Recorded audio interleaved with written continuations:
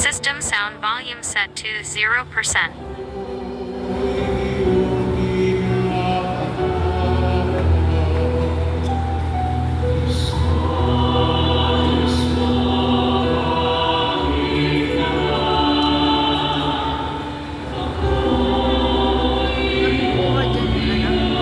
Oo. Talkback on. Accessibility button, window navigation bar.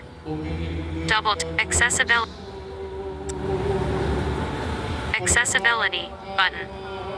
Double. Hindi ko mag-iwan. Nagtiwala siya sa Diyos, ngunit hindi siya pansin. Kung talagang minamahal, Ako magtataas, baka hindi mo na. bakit Hindi mo tinataas. Tinataas mo ba? Eh, kitang-kita naman.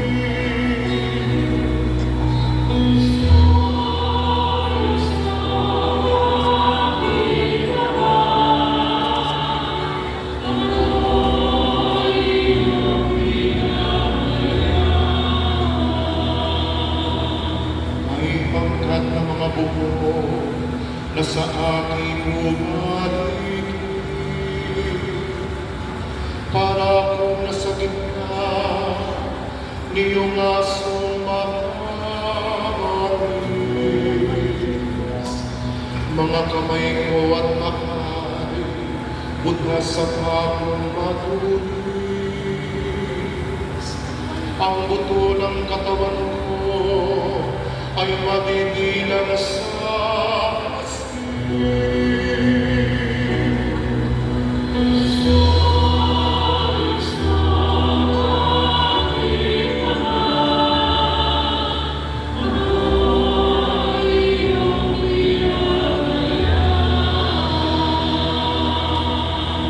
Hinaghati-hati nila ang damit ko sa katawan. Ang hinugat na tunig ay dinaan sa samahan. Huwag mo akong ulilahin, huwag daligdan, Panginoon. O aking tagapagligtas, bilisan mo ang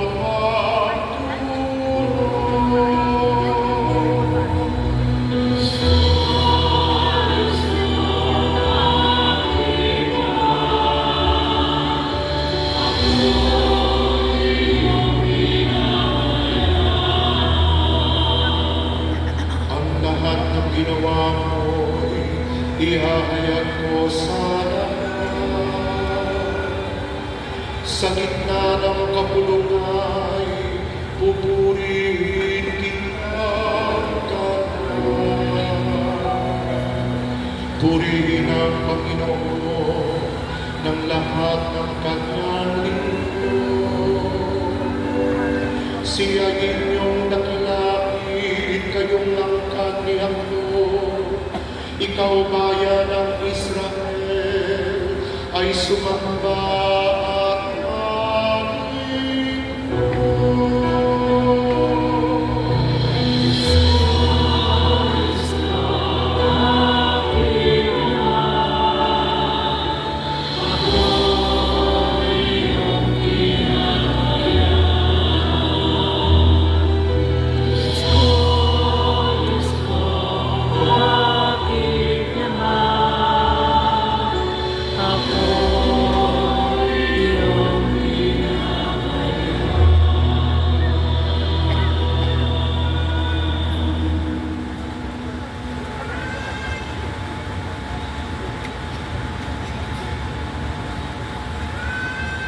Pagbasa mula sa sulat ni Apostol San Pablo sa mga taga-Pilipos.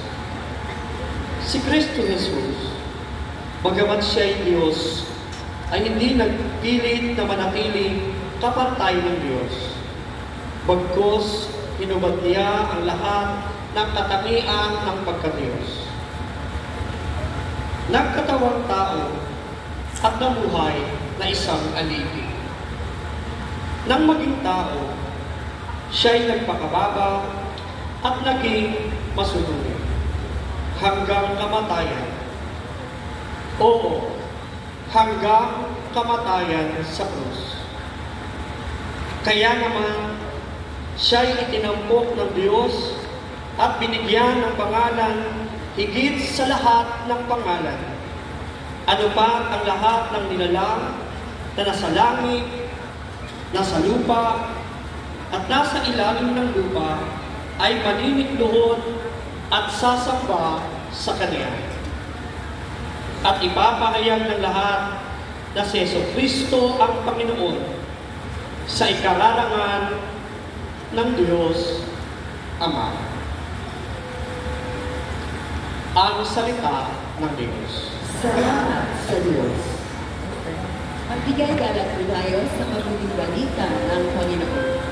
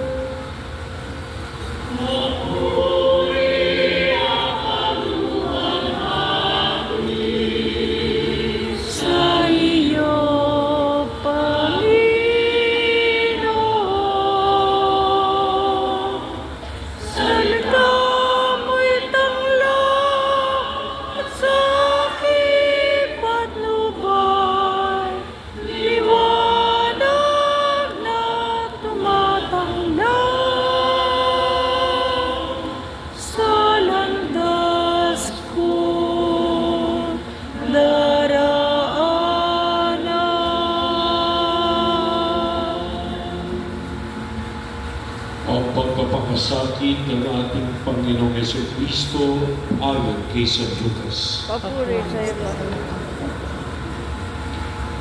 Noong panahon iyon, tumindig ang matatanda ng bayan, ang mga punong saserdote at ang mga eskriba. Dinala nila si Jesus kay Pilato. Sinimulan nilang paratangan si Jesus. Ang taong ito'y nahuli naming nanunulsol sa aming kababayan na maghimagsik at nagbabawa ng pagbabayad ng buwis sa Cesar. Pinapaniwala pa niya ang mga tao na siya ang Kristo, isang hari. Tinanong ni Pilato si Jesus. Ikaw ba ang hari ng mga Hudyo? Tumugon si Jesus. Kayo na ang nagsasabi. Sinabi ni Pilato sa mga punong saserdote at sa mga tao, Wala akong makitang kasalanan sa taong ito. ngunit nagpilit sila at nagwika. Sa pamamagitan ng kanyang mga turoy, inuod yung kanyang maghimagsik ang buong Judea.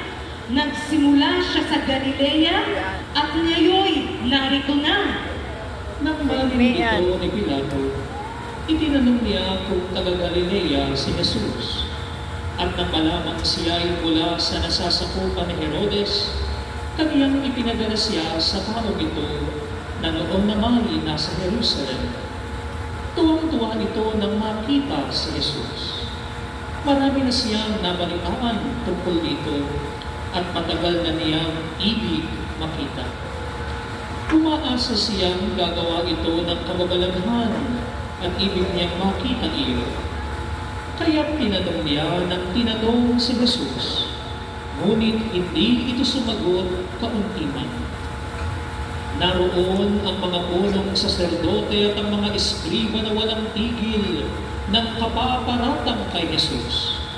Tinamak siya at tinuyag ni Herodes, pati ng kanyang mga kawal. Sinuhutan siya ng maringal na damit at ipinabalik kay Pilato. At ang araw rin iyon, naging magkaibigan sina Herodes at Pilato na dati magkagaling. Ipinatawag ni Pilato ang mga punong saserdote, ang mga pinuno ng bayan, at ang mga tao at sinabi sa kanila, Isinagdal niyo na sa akin ang taong ito sa kasalanan panunulisol sa mga tao. Ngayon, siniyasat ko siya sa harapan ninyo at napatunayan kong walang katotohanan ang mga paratang ninyo sa kanya. Gayun din si Herodes. Kaya si Jesus ay ipinabalik niya sa akin. Hindi siya dapat hatulan ng kamatayan. Wala siyang kasalanan. Kaya ipahagupit ko lamang siya sa palalayanan. tuwing Pasko, kinakailangang magpalaya si Pilato ng isang bilanggo para sa kanila. Subalit sabay-sabay na sumigaw ang madla, "Patay na siya! Bilanggo si Barabas dahil sa paghihimagsik na nangyari sa lungsod at dahil sa pagpatay. Minsan pang nagsalita sa kanila si Pilato sa pagnanais na mapalaya si Jesus, ngunit sumigaw ang mga tao, Ikatlong ulit na sinabi sa kanila ni Pilato, Bakit? Anong ginawa niya masama? Wala akong makitang dahilan upang siya'y ipapatay. Ipapahagupit ko na lamang siya at saka palalayanin. Datapwat lalo nilang ipinagsigawan na dapat ipako si Jesus sa krus, at sa wakas ay nanaig ang kanilang sigaw. Kaya't ipinasya ni Pilato na pagbigyan ng kanilang kahilingan. Pinalaya niya ang taong nabilanggo dahil sa paghihimagsik at pagpatay ayon sa hinihingi nila, at ibinigay sa kanila si Jesus upang gawin ang kanilang kagustuhan. Nang dala na nila si Jesus upang ipako, nasa loob nila ang isang lalaking galing sa bukid. Ito'y si Simon na taga Cirene. Pinigil nila ito at ipinapasan sa kanya ang krus kasunod ni Jesus. Sinusundan si Jesus ng maraming tao, kabilang ang mga babaeng nananaghoy at nananambitan dahil sa kanya. Nilingon sila ni Jesus at sinabi sa kanila, Mga kababaihan ng Jerusalem, huwag ninyo akong kangisan. Ang kangisan ninyo ay ang inyong sarili at ang inyong mga anak. Tandaan ninyo, darating ang mga araw na sasabihin nila, mapalad ang mga baog, ang mga sinapupunang hindi nagdalang tao, at ang mga dibdib na hindi nagkasuso.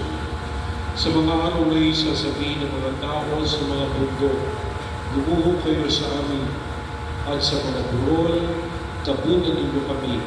Sapagat kung ganito ang ginagawa sa kahoy ni Sariwa, ano naman ang gagawin sa tuyo? may dinala pa silang 2 salarin upang patayin kasama ni Jesus.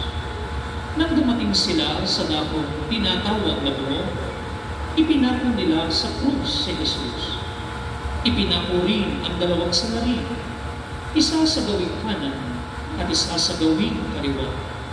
Sinabi ni Jesus, Ama, patawarin mo sila sapagkat hindi nila nalalaman ang kanilang ginagawa. Nagsapalaran sila upang malaman kung alin sa kanyang kasuotan ang mapupunta sa isa't isa. Ang mga tao'y nakatayo roon at nanonood. Nililibak naman siya ng mga pinuno ng bayan. Sinabi nila, Iniligtas niya ang iba. Iligtas naman niya ngayon ang kanyang sarili kung siya nga ang Mesiyas, ang inilang ng Diyos. Inibak din siya ng mga kawal, nilapitan at inalok ng maasim na alak. Sinabi nila, Kung ikaw ang hari ng mabuti, iligtas mo ang iyong sarili. at nakasulat sa ulunan ni Jesus sa wikang Griego, Latin at Hebreo, ito ang hari ng mga Hudyo. Kinuya siya ng isa sa mga salaring nakabitin at ang sabi, Hindi ba ikaw ang anak ng Mesiyas? Iligtas mo ang iyong sarili, pati na kami. ngunit pinagsabihan siya ng kanyang kasama, Hindi ka ba natatakot sa Diyos? Ikaw may pinarurusahan tulad niya. Matuwid lamang na tayo parusahan ng ganito dahil sa ating mga ginawa. Ngunit ang tao ito'y walang ginawang masama. at sinabi niya kay Jesus, Jesus, alalahanin mo ako kapag naghahari ka na. sumagot si Jesus, Sinasabi ko sa iyo, ngayon din isasama kita sa paraiso.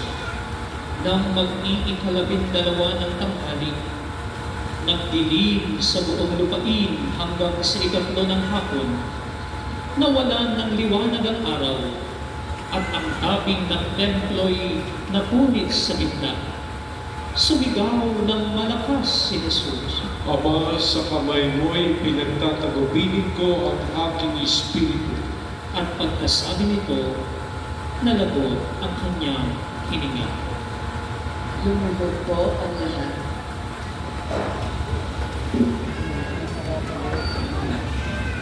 Tumayo. Tumayo.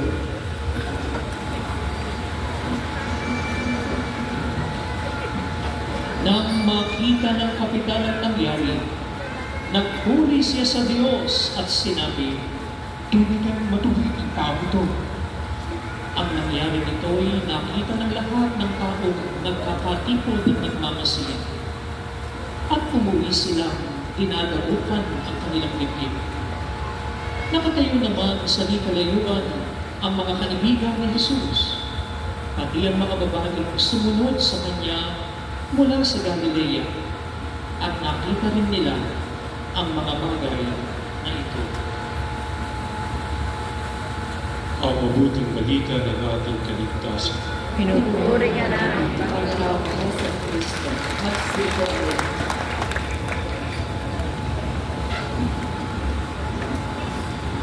Magandang buhay po sa inyong lahat. Buhay po naman.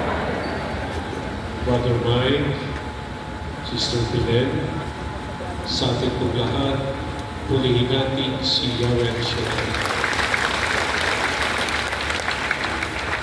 Sinisimulan natin ang Holy Week. Samahan natin si Jesus sa kanyang pagpapakasakit at pagkamatay. Ang ating binasa ay hindi lamang basta narinig. Ang ating binasa ay hindi lamang parte ng ating liturhiya. Sa pakikinig natin, samahan natin si Jesus sa kanyang pagpapakasakit at pagkamatay sa krus. Grabe ang naging paghihirap niya. Grabe ang naging sugat. May tatlong klaseng paghihirap siya. Ang muna yung pisikal ng paghihirap. Ang paghampas sa kanya, ang pagpuputong ng koronang tinig, ang pagpasa niya ng krus. Ang katawan niya ay tagtad ng sugat, malalalim na sugat. At sa hapdi at kahinaan niya, siya ilang beses na dapat. Buti na lamang, pinilit ng mga tampalasan na papasan ang dalang krus ni Jesus kay Sirene. Sa pisikal pa lamang nakatayuan ng Panginoon, makikita mo na ang buo niyang katawan ay tagtad ng sugat. Mataas ay wala na siyang masalita. Noong hinilang kanyang kamay upang pakuan, ganun din ang kanyang paa. Nakabayubay na nga sa krus.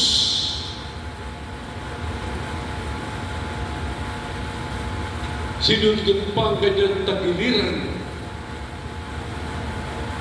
at sa sugat niya'y bumuhal ang tubig at dugo. Nandiyan ang unang paghihirap ng ating Panginoon sa pisikal niyang katawan. Naranasan niya ang hapdi, ang sugat, at hindi lamang yan ang sama ng kanyang katawan. Pero hindi lamang sa katawan siya naghirap. Ganun din sa kanyang kalooban. Naghirap din ang kanyang kalooban. Unang-una, noong si Jesus ay nananalangin sa halamanan ng Gethsemane, may dalawa siyang kasama.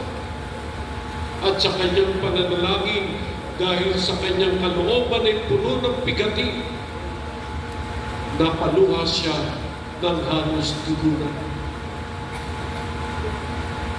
Noong siya nakapako sa krus, nasaan ang kanyang mga kaibigan?